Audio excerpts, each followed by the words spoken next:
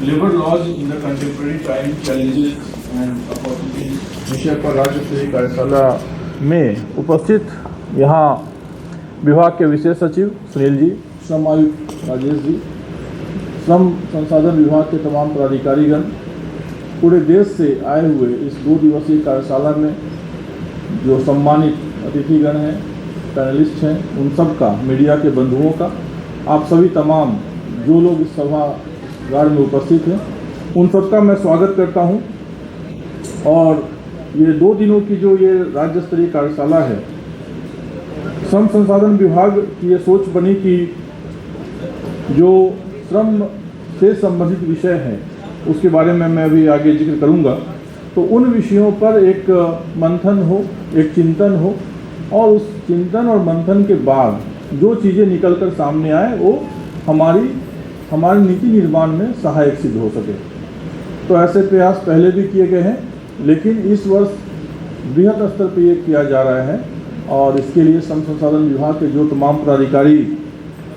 इसमें लगे हुए थे तैयारी के लिए, उनको मैं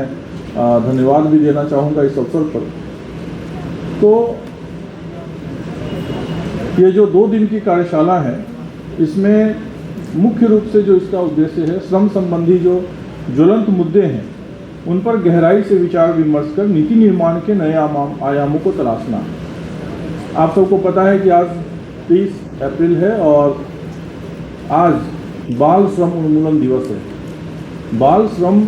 उन्मूलन का जो ये अभियान है, जो लगातार हम श्रम संसाधन विभाग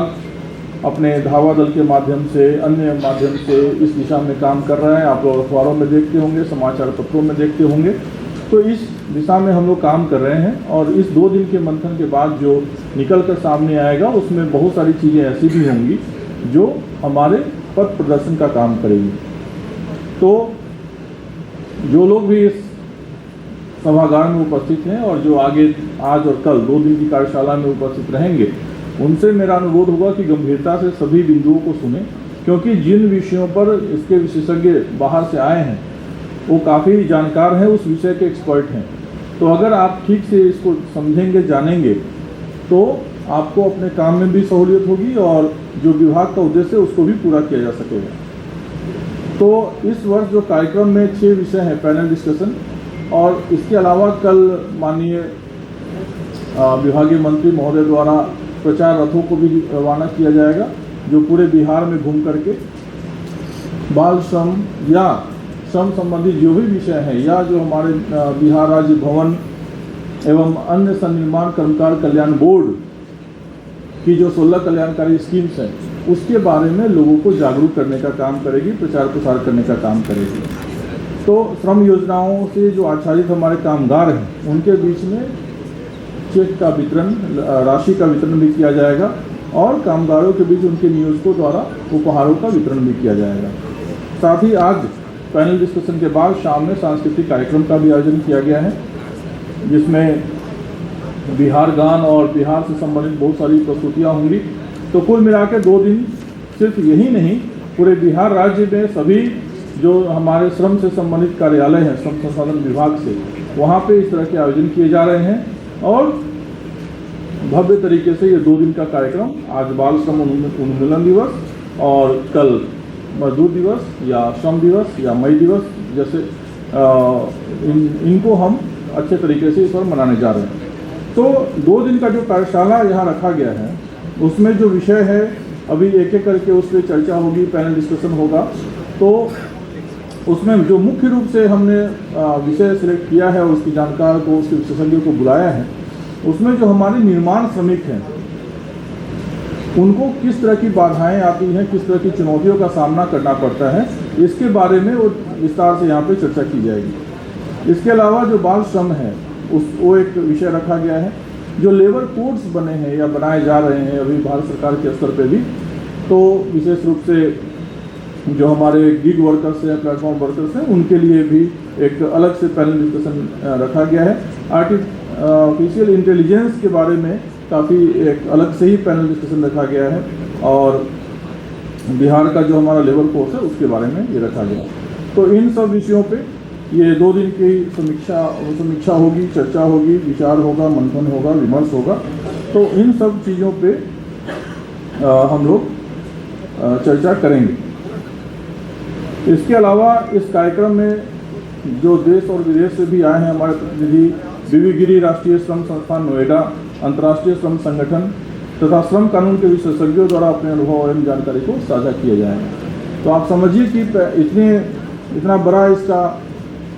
स्वरूप दिया गया है कि बाहर से विशेषज्ञों को बुला करके और इस पर एक चिंतन मनन किया जाएगा और इस पर डॉक्यूमेंट्री भी तैयार की जाएगी ताकि बाद में इसको स्टडी किया जा सके और इसके आधार पर नीति निर्माण किया जा सके। तो आपको बताते हुए मुझे खुशी है कि अब तक के इतिहास में जो बिहार राज्य भवन एवं सन्निर्माण कर्मकार कल्याण बोर्ड है, उसका जो सेस कलेक्शन की राशि है, जो निर्माण लागत का 1% होता है, तो अब तक जो प्रतिवर्ष कलेक्शन की राशि रही है, उसमें इस वर्ष यानी वर्ष 24-25 में अभी तक का सबसे अधिक सेस कलेक्शन हमारे विभाग के पदाधिकारियों की सकारात्मक ऊर्जा के कारण संभव हो सका है, 768 करोड़। तो ये 768 करोड़ की राशि जो है सेस कलेक्शन के रूप में आप सबकी मेहनत की बदौलत हुआ है। और इस वर्ष यानी 25-26 में हम कम से कम 1000 करोड़ का उपकर संग्रहण कर सकें, इस तरह की का लक्ष्य निर्धारित किया गया है। तो विभाग के पदाधिकारियों के सहयोग से जो किया गया, तो इससे लाभुकों को 1 लाख से अधिक लाभुकों को इसमें 16 प्रकार की कल्याणकारी स्कीम से फायदा पहुंचाया गया, जिसमें लगभग 550 करोड़ रुपए की राशि उनको दी गई, अंतरित की गई विभिन्न योजनाओं में, चाहे छात्रवृत्ति हो या अन्य जो हमारी योजनाएं हैं, विवाह सहायता योजना, मृत्यु लाभ, इस तरह की जो भी योजना है उसमें हम लोगों ने ये देने का काम किया है। इसके अलावा आप सबको पता है, बाल श्रम जब हम विमुक्त कराते हैं बाल श्रमिकों को, तो उनको 3000 रुपये की राशि दी जाती है तुरंत, फिर उनको 25000 रुपये की राशि मुख्यमंत्री राहत कोष से दी जाती है। तो ये सब सारी जानकारी आपको आगे आने वाले सेशंस में बताया जाएगा। इसके अतिरिक्त लेबर कोड्स के बारे में जैसा मैंने पहले ही बताया कि कई सारे कानून जो न्यूनतम मजदूरी से संबंधित है, बोनस भुगतान से संबंधित है या समान पारिश्रमिक अधिनियम से संबंधित है, तो इन सब विषयों पे भी विस्तार से चर्चा की जाएगी। एक और जो महत्वपूर्ण बिंदु है सामाजिक सुरक्षा से संबंधित अधिनियम, उसको निश्चित कर सामाजिक सुरक्षा संहिता 2020 तथा कार्यस्थल पर स्वास्थ्य एवं सुरक्षा संबंधी प्रावधानों से संबंधित अधिनियमों के स्थान पर व्यावसायिक सुरक्षा स्वास्थ्य एवं कार्यदर्शाएं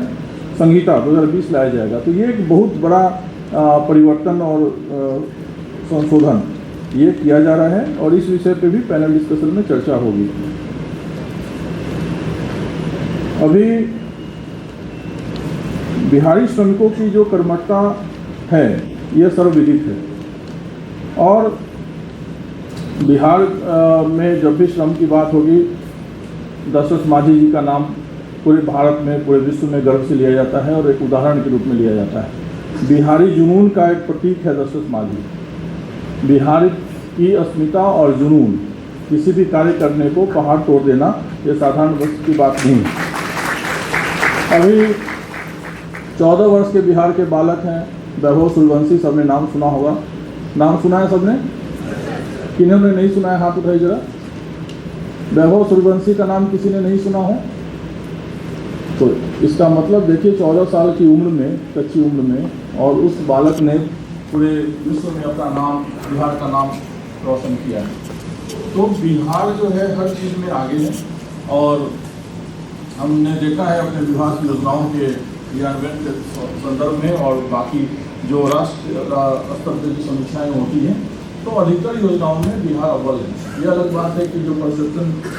क्रिएट किया जाता है उसमें कुछ और बातें होती हैं, लेकिन श्रम संसाधन आज के इस अवसर पर मैं ज़्यादा कुछ नहीं, क्योंकि पैनल डिस्कशन का समय भी हो गया है और हमें उनको सुनना है, उनके जो विचार हैं उनको सुनना है, उनको नोट डाउन करना है। तो आज बाल श्रम उन्मूलन दिवस के अवसर पर मैं सिर्फ यहाँ उपस्थित सभी पदाधिकारियों को और मीडिया के माध्यम से सभी आम नागरिकों से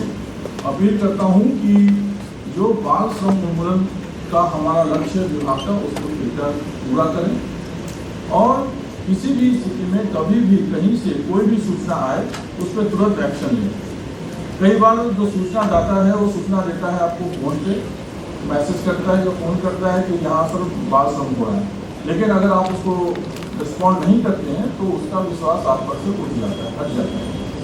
तो ऐसे कई उदाहरण मैंने पिछले 8 महीने के कार्यकाल में देखा है। जब मेरे पास मैसेज आया, मैंने तुरंत लेबर कमिश्नर को मैसेज फॉरवर्ड किया और मैसेज फॉरवर्ड होने के बाद तुरंत एक्शन भी हुआ।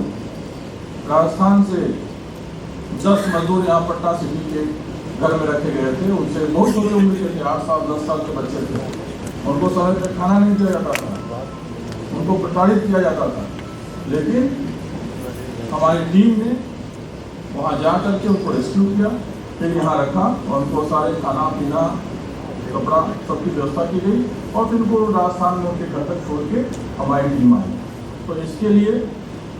तो ऐसा इसलिए आपको बता रहा हूँ कि ऐसी अगर कोई सूचना आती है तो उसको कृपया गंभीरता से लें, उसको नोट करें और उस पर तुरंत एक्शन लें। हो सकता है कि 10 में 3 सूचना ऐसी हो जो गलत हो, फेक हो, लेकिन 7 सूचना सही होने की पूरी संभावना है। तो अगर आप उस पर एक्शन नहीं लेंगे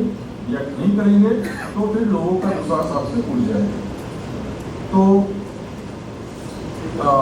आज के अवसर पर मैं अपनी ओर से इतना ही कहना चाह रहा था और बाकी धीरे धीरे कार्यक्रम आगे बढ़ेगा, पैनल डिस्कशन होगा, उसमें भी बहुत सारे विचार आएंगे, उसमें भी हम आप सबकी प्रतिक्रिया जानना चाहेंगे, क्योंकि हर सेशन में फिर क्वेश्चन आंसर राउंड भी है और उसमें आपकी जो शंकाएँ हैं, आपको जो इच्छा है, आपको जो भी पूछना हो हमारे पैनलिस्ट से आप पूछ सकते हैं। और कुल मिला के 2 दिन अच्छा रहे, ज्ञानवर्धक रहे, हम सबको एक दृष्टि दे, आगे का पथ प्रदर्शन हो सके, इसी कामना के साथ मैं अपनी वाणी को विराम देता हूँ। धन्यवाद।